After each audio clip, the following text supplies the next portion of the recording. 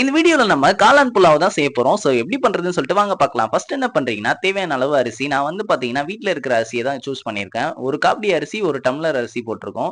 So அத வந்து பார்த்தீங்கன்னா, வாஷ் பண்ணி தனியா ஊற வச்சுருங்க. அதுக்கப்புறம் வந்து பார்த்தீங்கன்னா, இன்னைக்கு தேவையான மஷ்ரூம் வந்து பார்த்தீங்கன்னா வாங்கியிருக்கோம். இத வந்து பார்த்தீங்கன்னா, நல்லா தண்ணீல வந்து வாஷ் பண்ணிடுங்க.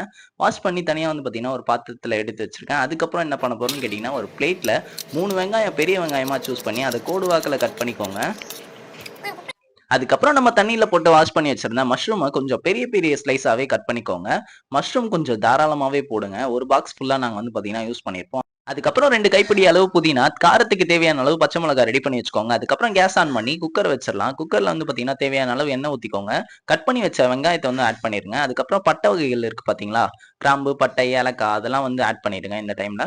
ஆட் பண்ணிட்டு வந்து பார்த்தீங்கன்னா, காரத்துக்கு தேவையான அளவு பச்சை மிளகாய் வச்சிருந்தோம்ல, சோ அதையும் வந்து ஆட் பண்ணிடுங்க.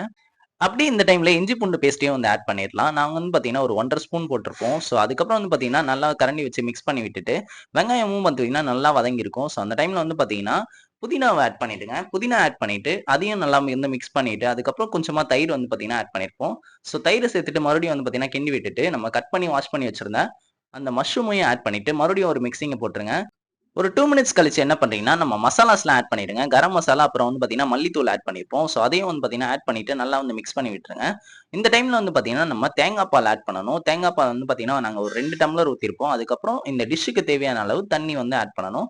நம்ம வந்து பார்த்தீங்கன்னா, 1 காப்பி அரிசி, 1 டம்ளர் அரிசி போட்டதுனால 2 காப்பி தண்ணி, அப்புறம் 2 டம்ளர் தண்ணி ஆட் பண்ணிட்டு, உப்பு தேவையான அளவு ஆட் பண்ணிட்டு, குக்கர வந்து பார்த்தீங்கன்னா, மூடி போட்டு மூடிட்டோம். அதுக்கப்புறம் இந்த மாரி கொதிச்சு வர ஸ்டேஜ்ல வந்து நம்ம அரிசி ஆட் பண்ணணும். அதனால வந்து பார்த்தீங்கன்னா, ஆட் பண்ணும்போது விசில் வந்து போட்டுறீங்கன்னா, விசில் எடுத்துட்டு அதுக்கப்புறம் வந்து பார்த்தீங்கன்னா, மூடிய ஓப்பன் பண்ணுங்க.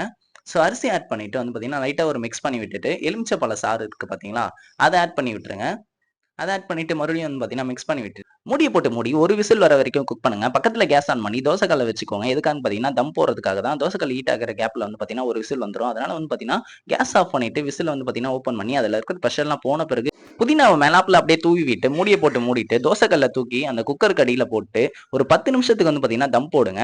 அது கேப்ல வந்து என்ன பண்றீங்கன்னா, பக்கத்துல பேன வச்சு நெய்ய ஊத்தி, முந்திரி தேவையான அளவு போட்டு, அத வந்து பார்த்தீங்கன்னா, பொன்னிறமான ஸ்டேஜ் வர வரைக்கும் வறுத்து, அதுக்கப்புறம் 10 நிமிஷம் தம் போட்டிருந்தோம்ல, ஸோ குக்கரோட மூடிய தொறந்து வந்து பார்த்தீங்கன்னா, நெய்யில வறுத்த முந்திரிய ஆட் பண்ணிட்டு, அதையும் வந்து பார்த்தீங்கன்னா, ஒரு 5 மினிட்ஸ் கழிச்சு, கேஸ் ஆஃப் பண்ணிட்டு வந்து பார்த்தீங்கன்னா, ஓப்பன் பண்ணி பார்த்தீங்கன்னா, நம்மளோட மஷ்ரூம் புலாவ் சூப்பரா ரெடி ஆயிருக்குங்க.